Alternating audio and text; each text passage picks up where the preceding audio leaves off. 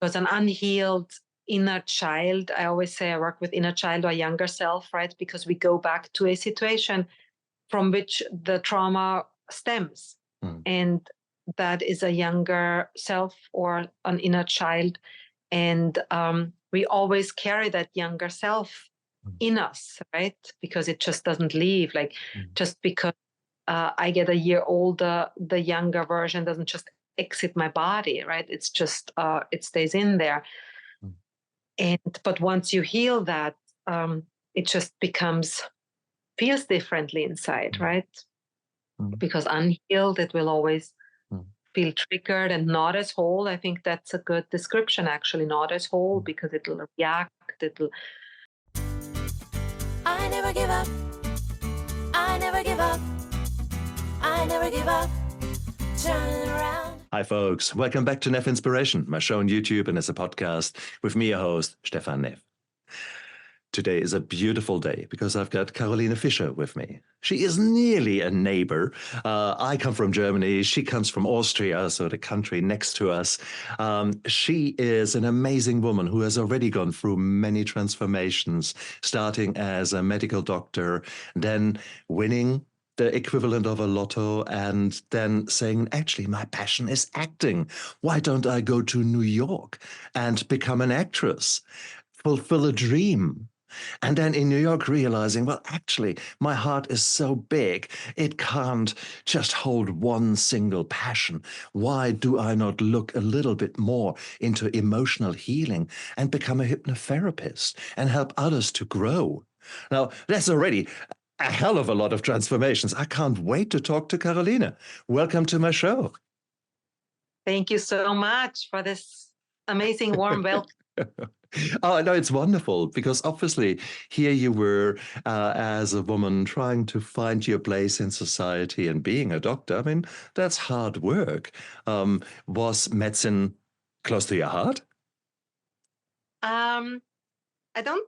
I don't think it was so close to my heart, not as close as acting and hypnotherapy is now, right? So there's a healing aspect in medicine that is close to my heart because I still do that. But I think the medical profession, was not for me. And I kind of knew that, but I still wanted to finish it, And my training. And very good. I mean, congratulations, colleague. That's hard work to actually get your medical degree. But you're quite right, having studied in Germany and seeing the German system, and also assuming, therefore, the Austrian system is not too far off. There's a very strong hierarchy, and it's not necessarily the beautiful teamwork that we see out here in New Zealand or in other different societies. And it is not necessarily always with the full heart and with everything. But apart from that, apart from systems, you chose to actually go where your heart really belongs. So acting, was that something that you were doing in your childhood? Were you always an actress and doing little performances for your parents? I did, yeah. But I never saw it as something that I could pursue afterwards when I was older. And it was never recognized as that because acting was like when I watched movies or actors, I would never think, oh, this is something that I could pursue because that was just too far away, right? It was just not that I wasn't even aware that that was a profession, right? But once I had my first acting class in Vienna, actually in my summer after my first year of med school, that was when I always say it was love at first feeling. That's when I came in contact with acting. Beautiful. What made it so special? Did it allow you to step outside of your skin, outside of your, was it a way of escaping your own reality? I think it's such a good question. I think it was almost more finding my own reality, giving me more scope and more words of finding my own reality, because I think my own reality was limited of what I perceived of myself and what I could be doing. And also my emotional expression was limited. And it helped me to develop myself more, I think, and step more into who I am. I've never seen acting like that as an opportunity to put on different clothes and see how you look in them, i.e., different persona from anything. Wow! Suddenly there is a huge amount of doors opening for you to express yourself and okay, how am I like a punker, or how am I like a really narcissistic mean anti-hero? Great. So you could try them out. So inevitably there must be a huge growth just linked to that. Did you experience something like that? I did, yeah. I feel like I just felt myself becoming more full and full, right, as I explored, because like you said, also the characters, we have so much in us, right? And we would react a certain way in certain situations, right? Yeah. And it's very human. I think there's always a lot that connects us as humans, right? In certain situations, we would act probably very similarly as humans, right? And in other ways, we are very individual. We are very individual. Yeah, individual. You can say that in English, right? We are just individuals that are unique, right? But the human experience, there's so much that we share. So I think in that way, I just explored my own emotional scope in myself. Yeah, my own emotional body. My own emotional body, I would almost say, having worked also with hypnotherapy now. Yeah, where I work with the same, right? Just in a different way. Beautiful. Did you get scared with different roles? Because inevitably there is a whole kaleidoscope of emotions. Now we choose the ones that are pleasure and we try to avoid those that are pain. And now suddenly you have to, let's say, play in a crime scene a video, let's say Tatort or Polizeiruf 110, any kind of the CSI, and you are the mother who has lost her teenage daughter to some serial killer. And have you had to do that? And how were you able to deal with those emotions that you suddenly had to feel and had to portray? This is pain, and you voluntarily went there. So yeah, especially pain, right, and crying, tears took definitely longer than other emotions to access for me, to really feel like, okay, I'm at a point now where I can really authentically express tears and pain in a way where I know it's real. It's real. It's coming. It feels real for me, right? And so that was the hardest, definitely for me personally, right? It might be different for others, because I think, like you said, we don't really seek out feeling that. And I think also often we suppress it for a long time, right? And I had suppressed tears for a long time, right? And so there was a fear that would come up, and it did come up, but it was so scary that it would feel too overwhelming, and it was so feeling overwhelming. But I survived it, right? I always say, or sometimes I say to my clients, right, you survived the thing that traumatized you or overwhelmed you in the past already. So now, it can't kill you anymore, but it can just hold you back if you keep it suppressed, right? If you don't work through it. Oh, very wisely said. But it's one thing to hear these words, to actually feel those emotions. That's a huge skill and habit that takes a lot of practice. And I think we all are very, very poor in feeling our emotions. It's so much easier to get distracted in our life and, in fact, put a brave face on. In other words, acting, because that's what most of us do, certainly to the outside. There's this inner persona that we have walled up, and on the outside there's this acting going on. And my goodness, I mean, when I look at my medical practice and I sort of see patients, I can see an addict a mile away. I can see there's just something, depression. I pick up quite early in something. So as far as the mental health is concerned, for me, you can't bullshit a bullshitter. So therefore, when you are meeting clients, do you often find yourself as an actor identifying that they are purely acting? That's a good question.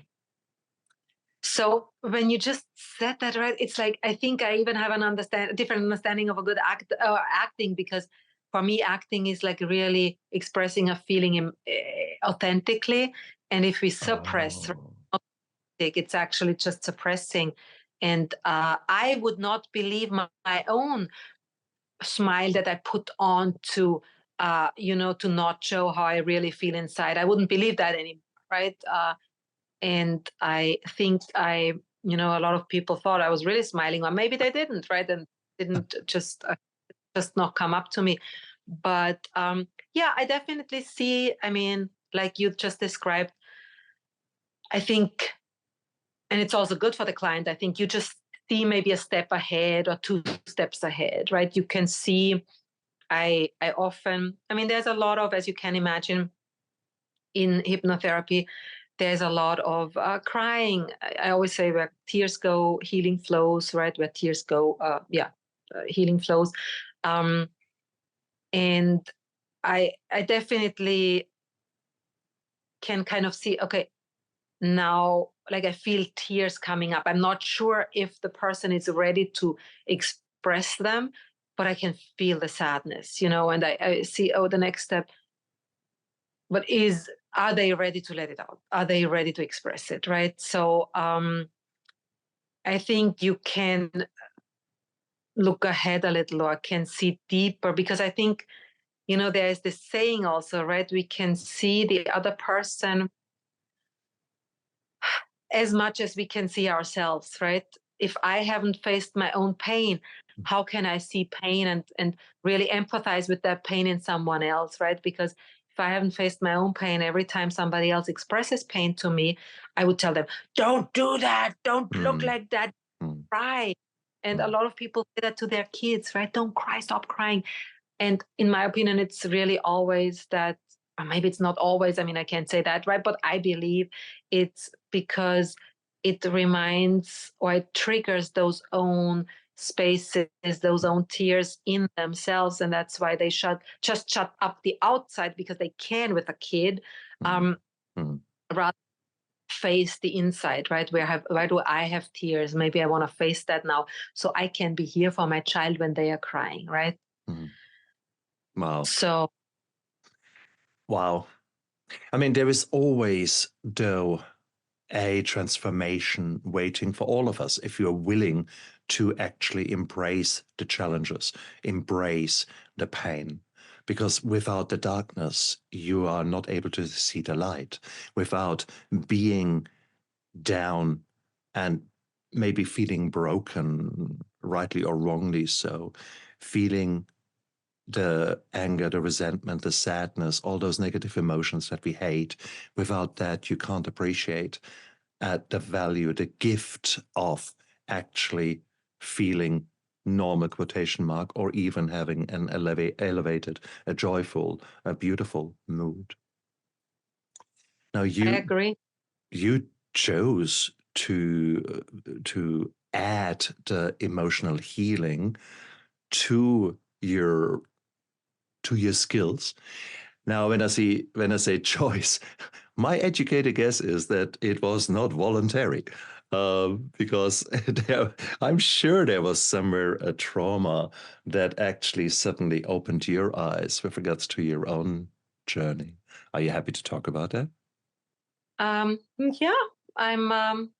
I'm happy to talk about it. Yeah, I definitely, it's interesting that you say that, right? Yeah, I feel like I really feel grounded in what I'm living now. But yeah, my path there was definitely guided by, you know, by my inner struggles that I tried to heal and find help and support for, and over the years just realized over many years that the support or the transformations and the real healing only came when it was with methods that address the subconscious. Hence, I'm drawn to hypnotherapy and others. I mean, I chose to do this, but there are other methods, right, where we address and access the subconscious. But hypnotherapy was the one I felt most drawn to. And yeah, I mean, looking back now, I would really say, like, for me, it was really when I talk about, you know, how acting was my love at first feeling, it was really that even like just emoting, I think, was new to me when I had that acting class, right? It was foreign because I didn't grow up learning it, right? I didn't grow up. It's not that I never saw emotions, but I was not educated. I was not given space to feel my own emotions, right?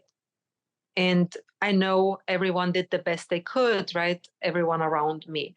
But like I said before, right, if you can't and you don't choose to learn that now, I don't, you know, have nobody around that you can learn it from, how can you pass it on, right? If I don't never learn 2 and 2 is 4, then I can never teach it to my son, right? But I always knew there is something I don't know. I almost want to say, and it sounds negative, but I always felt there's something wrong. I always felt there is something I want to learn, or I want to do, I need to change, or I need to. I was always a quest. Yeah, it was always like I couldn't do differently. Like I was drawn by that. And then,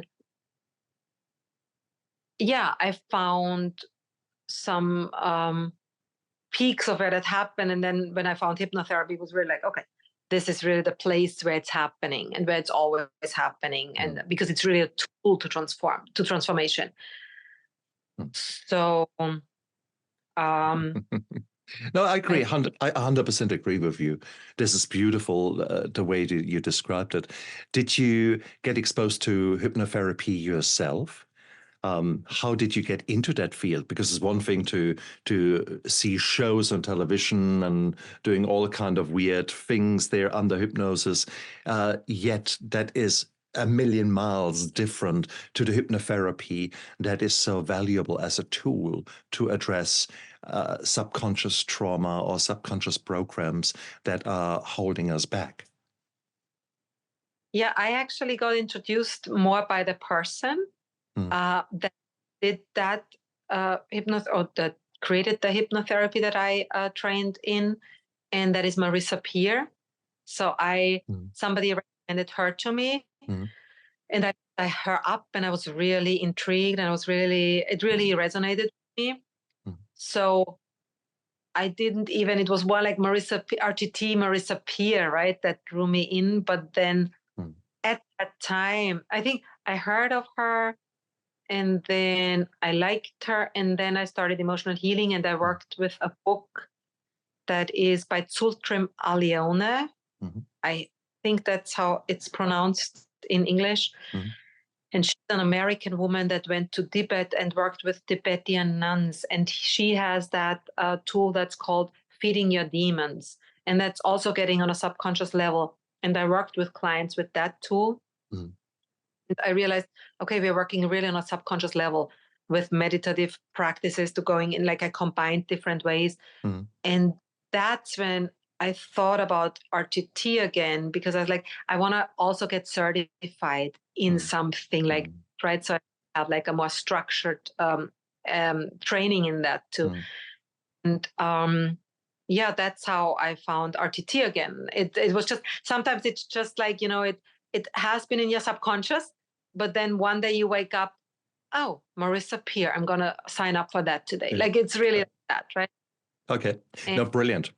I had the gift given that after 30 years of suffering from really undiagnosed PTSD, I witnessed one of my colleagues falling apart with his PTSD as a consequence of being a special forces medic in the past. So, and he was a mess. And suddenly he came back after a few days off and he said, look, it's going to be all right. I've got therapy now. And I thought, oh my God, because the way he said it, I was worried about him taking his life. And within a week, 2 weeks, he was a different man. And I thought, well, hang on, that's bullshit.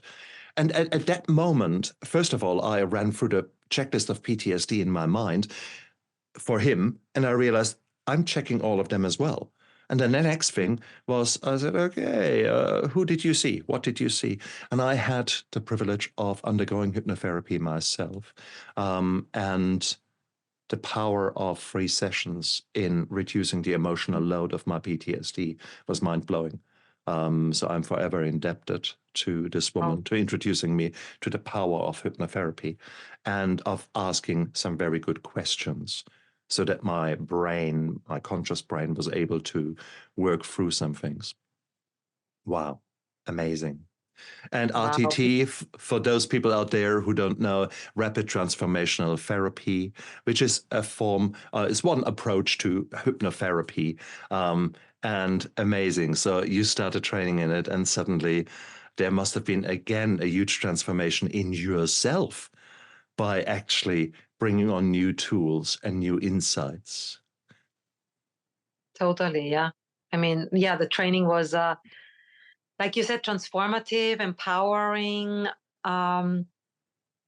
Just really, it matched so much with me that it felt so normal, actually, also. When I think back now, it was just like, I wasn't even so excited when I did it. I was excited in the moment, right? When I had sessions, or when I had sessions done with me, or me as the therapist, or somebody where I was the client.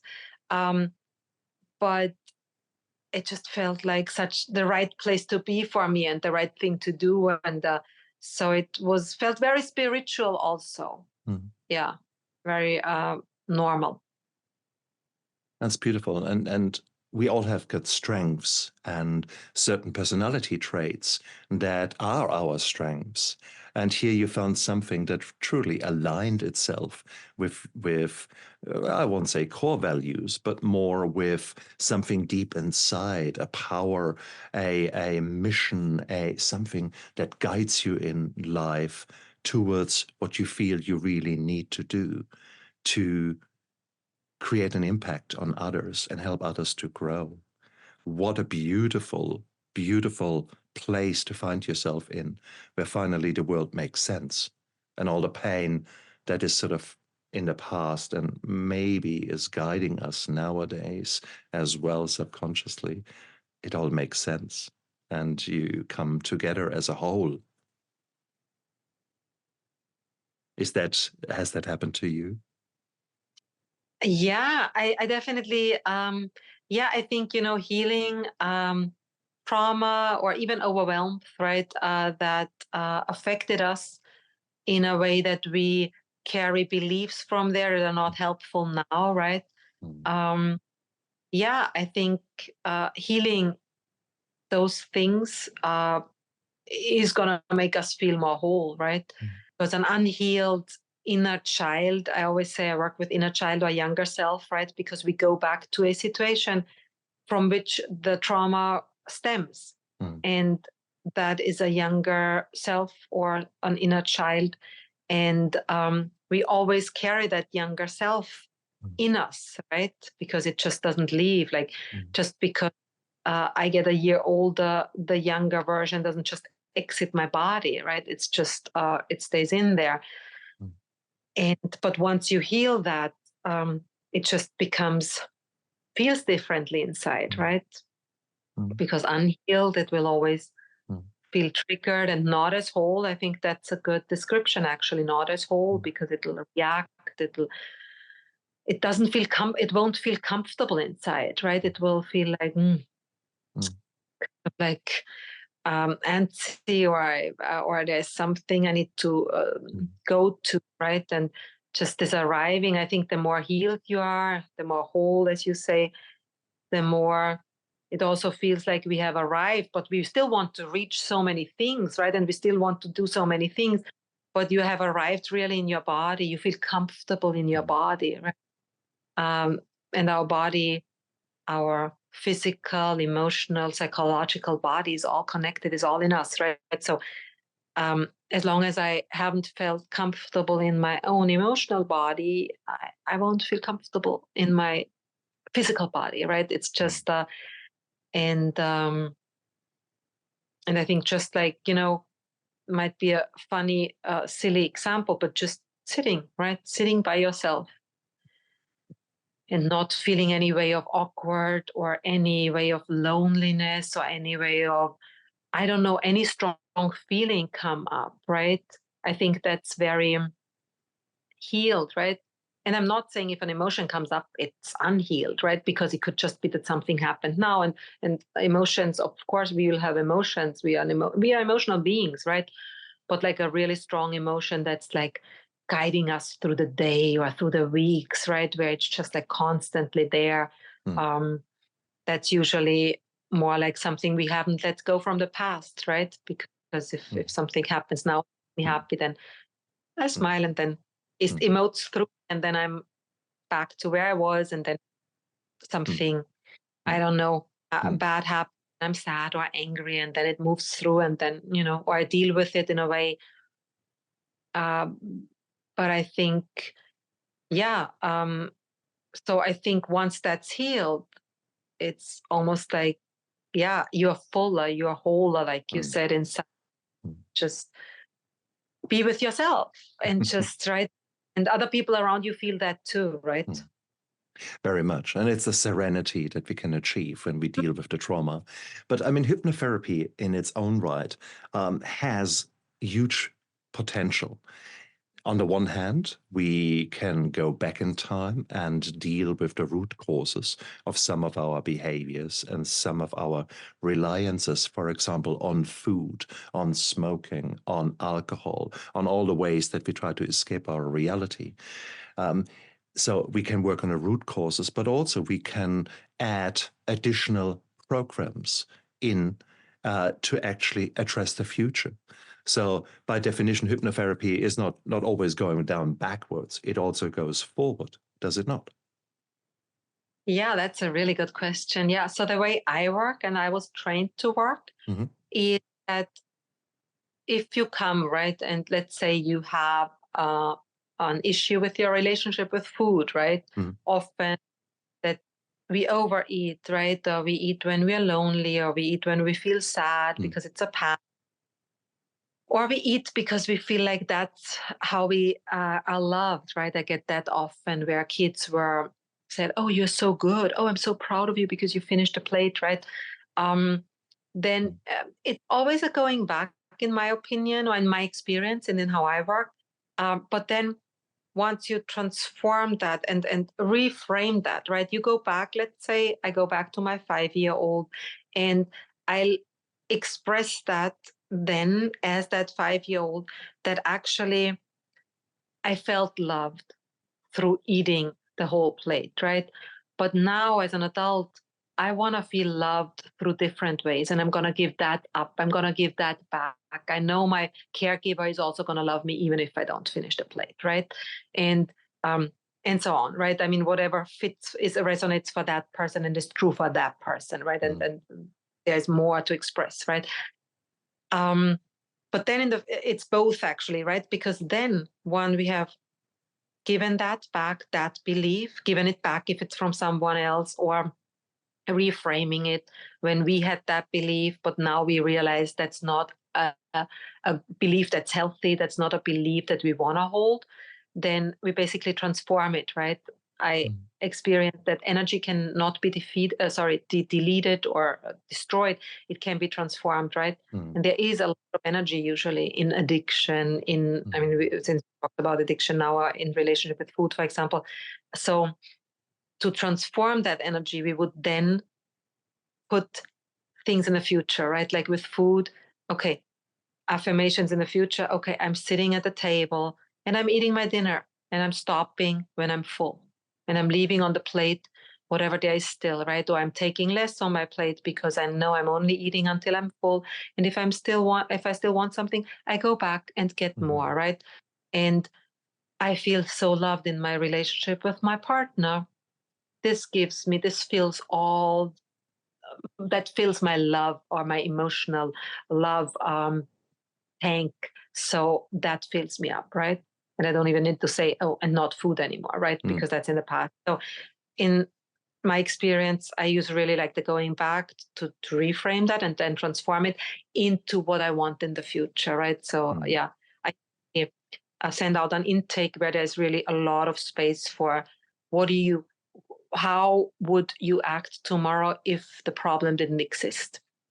If it was transformed, if it's a magical wand, what would you want tomorrow, right? Would you walk differently? Would you talk differently? Would you eat differently? Would you be in a different relationship? Would you see yourself differently? And so on, right? So I would say both. Or for me, it's both, yeah. And I think that is the beautiful thing with hypnotherapy. There are multiple approaches within hypnotherapy which you can focus on. There are, as with everything, there is the therapist who has got his own or her own unique abilities, skills, and slant take on things. Sometimes you meet 2, 3 coaches or therapists or whoever, whatever you want to call them, and they're all saying the same message, but the first 2 you actually don't hear it, and out of reasons whatsoever, and the third one says exactly the same message, just phrased a little bit different, and suddenly, aha, there's the aha moment. The other thing, of course, is that the teacher appears when the student is ready. So many of us are not ready, and you can bind them to a chair. I mean, let's talk about some of the myths of hypnotherapy. If I bind someone to the chair here and put his eyes open, can you force him, or can you do something with your hypnotherapy to someone? No, I mean, I just thought about it because I don't want to say no generalized if I'm not sure, but the training as a hypnotherapist that's not even coming up, right? Like I always say I only work with people that want to work, right? So I sometimes have parents approach me that say their kids need help, right? Their kids need help. And I always say, does the kid want help, right? Because I'm only work if the kid or teacher wants the help, right? So it wouldn't make sense to me, and I wasn't taught to do it to someone that is not ready, totally ready for it. You can be skeptical, right? I just recently worked with a doctor, and she was a little skeptical, right? She was actually double surprised then because it worked so well, right? And she was skeptical. She was like, "Oh, I was so skeptical before, and now I'm like, wow." Be skeptical, but you need to be open, right? Because how do you want to enter? That's my take. I'm not sure if there are people out there, especially people that do it for entertainment purposes, right? That can do it, even if you don't want to. Although they always, when I see that on TV, they ask for volunteers, right? So I guess there needs to be a certain openness for it. But I didn't. I would only do it on someone that wants to do that. Perfect answer. And no doubt, as with everything in this world, there have been malicious powers that tried to use such skills as hypnotherapy in nefarious ways. No 2 ways, and there are probably ways how to do that. Having said that, this is not what we're here for. I mean, the hypnotherapy is a beautiful, beautiful technique to allow us to tap into the subconscious. Now, does that mean that it's all roses and everyone is happy. No, because in the subconscious, it's a bit of a scary place there, because there are things that we have bottled up, that we have pushed down there into the nooks and crannies, into the niches somewhere, that we just don't need to think about them. And regrettably, there is a lot of dissociation going on. So has it happened to you that indeed you were helping someone with hypnotherapy and suddenly memories came back for this person who were really not in their consciousness, and that was a bit of a shock to them? Mm-hmm. Yeah. Has definitely happened before. Yeah. I usually say nothing that you would not be ready in this moment will come up, right? I think there's always a little protection also from the subconscious, right? But there has definitely been scenes coming up where it was from a reaction of, oh my God, I had totally forgotten that. Wow, yeah, I know that, but whoa, to, oh my God, like, like really being shocked and being very overwhelmed. So, yeah, I definitely had that come up from really being happy that all of a sudden scenes emerged that they couldn't remember, even if they were negative in the sense of they didn't make them feel good, especially in the moment, right? But yeah, there's often things come up that people couldn't remember. And some bring the openness that's not even surprising them because they know that can happen. And the others are very surprised. And it's not the only... Indeed, Sorry. it's not the only modality that can achieve that. Even simple things of a technique called trigger point injections, where pain physicians or other people injected local anesthetic into painful spots around the body, and with the thought of calming the muscular tension there down, and therefore the pain goes away, on a very simplistic model. Nowadays, I mean, we tend not to do that anymore. But certainly when that was a practice, there have been case reports where people injected local anesthetic into a painful spot, and suddenly memories came flooding back into the consciousness of that particular patient. And they really completely broke down, because suddenly they remembered adverse childhood experiences, including sexual abuse and those kind of things that were completely bottled up. So when we say the issues lie in the tissues, then we really mean it. And this was a classic example where suddenly another modality treated in the treatment of pain caused subconscious to break open and walls to break down, and suddenly you were faced with reality. So these things can happen because no life is ideal. Even the nicest white picket fence childhood upbringing often enough has got not such nice things in there. And it is, I think, a privilege and something good for us to be able to address some of these things in a healthy way. And I think that's where indeed someone like you comes in, because it's not just that you somehow remember and then try yourself to sort of deal with it, but you actually guide it. There's someone who's helping you through a new trauma, the trauma of remembering, the trauma of becoming more conscious of what was happening. Maybe also the trauma of realizing that's not all the others who have done something, but actually that there is a very good contribution by yourself, or maybe yourself actually have caused all the trauma. Wow. So what do you do when suddenly someone comes up with such shocking news for themselves? I'm here. I'm holding the space, right? I mean, this is really one of my favorite, holding space for all the emotions, right? Because I'm aware of the emotion that comes up for the person, or emotions, right? It's especially in those cases, it's often complex, right? But really being there and they knowing that I got them, right, on that emotional level. We all know about physical space, right? And physical, we need different physical space for different things.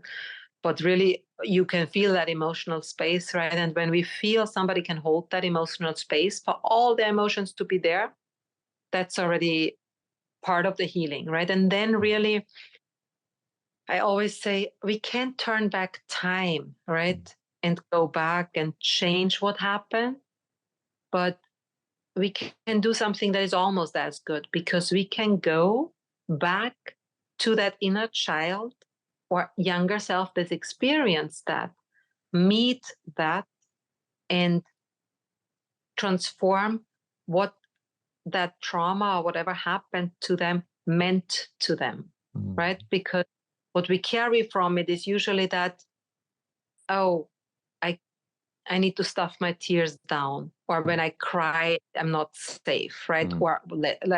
Or since you bring up sexual abuse, which often comes up because it happens so often in society. So it needs to come up, right? It's just so often not addressed and not said, and still stuffed under the rug. Absolutely. So, yeah. And so when that comes up, right, like, what does it mean for you as a child, right? It often means, well, I can't say it, right? Because then, and I maybe caused it. Maybe I provoked it, right? Because that's what often is told to the child, right? Or maybe I was too sexy. Maybe I have to be bigger, right? And often that happens, that protection mechanisms come in place, right? So we go back basically and let that child express what it really felt and what it knows now, right? That it was not their fault. And then they give back to the abuser, right? Okay, it was your fault. That was your issue. It was your responsibility. It was your sickness, right? Because in my opinion, a certain sickness to do that, right? Unconsented. I mean, yeah, definitely, yeah, more than boundary overstepping. So, and by that, it's just like you talked about the body, right? The body keeps the score. It really remembers. So just telling the body, that younger body that you were, those things that you couldn't tell it or at that time, changes it. And it really has a ripple effect on today, right? It's really almost like rippling back then from the 5-year-old you to now. Not almost, it does. Does that make sense? Very much so. Very much so. Oh, wow.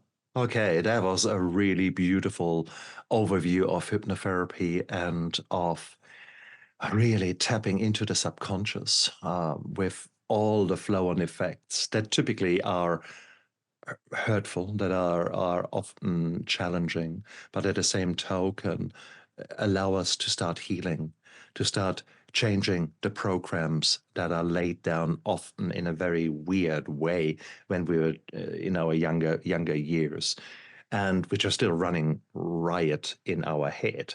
And we wonder why we self-sabotage, why we achieve a certain level and then stop. And there is always a reason for that. Why do you have a bad relationship with money? Why do you have such a need to raid the fridge at 10 o'clock at night? Why do you constantly have failing marriages, relationships, etc.? There are reasons for that. And yes, of course, there might be external reasons, that there are a lot of assholes out there. So therefore, don't think that it's always your problem. That's fair. But at the same token, we underestimate how often we are the real cause of the problem. And we also underestimate how much we can change that for good. Because once you have had a breakthrough, you can't undo that. You have grown. Yeah. You will be a different person. Does that mean that all your behaviors change? No. And especially when you talk, right, about the situation with relationships with, some people are just mean or just bad or just assholes, right? But then it's also like, does that even, if I have a healthy relationship with myself and a healthy relationship model in my head that I want to achieve with a potential partner, then I wouldn't even stay with an asshole long enough that I could then actually complain, oh, this asshole did this to me, right? No, I would just, say, oh, thank you, but no thank you, right? At one, like pretty soon, right? Like it buffer off me because I wouldn't connect on that level anymore, right? Often codependent level, but on a level where, right? But it's all about relationships. I mean, I just meant to say that when you said relationship with money, relationship with food, relationship with people, it's really all, what are my relationships, right? What do I expect in relationships, right? What are my relationship models inside of me, right? The primers inside of me. So, and really working on that and transforming that, because that's what transforms then what shows up in your outside life, right? Beautiful. Absolutely beautiful. But guys, trauma comes in layers. Growth and healing comes in layers. So therefore, I remember these beautiful hypnotherapy sessions about five years ago that were addressing the majority of my PTSD symptoms, for which I'm very grateful. Does that mean to say that I've healed all my trauma? Nah. I thought, oh, wow, because the symptoms, the emotional response to memories had changed. I thought, yeah, that's it, all done, tick. Just as much as when I went through a month of rehab, I thought, see, it's all done, you know? Addiction, bye-bye, it's all good. I dealt with the depression, I dealt with this. It doesn't work like that. So there will always be more. There will be new challenges. There will be new trauma, new change that affects you in a negative way, which might bring things from the past that you had no clue about. And suddenly something new comes up. So this is an ongoing growth. This is an ongoing change. And it's also called life. It is part of it, but you can either be reacting like a chimpanzee on a keyboard and try to see what happens. Oh, that's good. Oh, what's that? Alcohol. And over there, cocaine. I like. Or you can maybe, just maybe, try a bit of a different approach and try to expose yourself to new skills, such as maybe dealing with the trauma in the form of hypnotherapy, or starting to engage with other modalities of emotional healing, because there's so much that you can do. But you need to start somewhere. And I think you, having listened to this interview with beautiful Karolina, is just a fantastic start. It's a win, because you've taken already action. You've listened. You've opened your mind. I congratulate you, guys. So this is a breakthrough already. So exactly. So, wow. Karolina, you're an amazing woman. If people want to know more about you, where can they find you? Thank you so much for this beautiful interview, your beautiful questions. They can find me on www.whyhypnotherapy.com. So, excellent. Yeah, and look down there into the description of the YouTube video and of the podcast, because all of Karolina's social media and her links are down there. Once you're down there, please press the like and subscribe button and tell your friends about this show, and maybe leave a comment on one of those tell me about your aha moments kind of thing. I would be grateful for that. Otherwise, Karolina, you're an amazing woman. Thank you so much for making this world a little bit of a better place, one little impact at a time.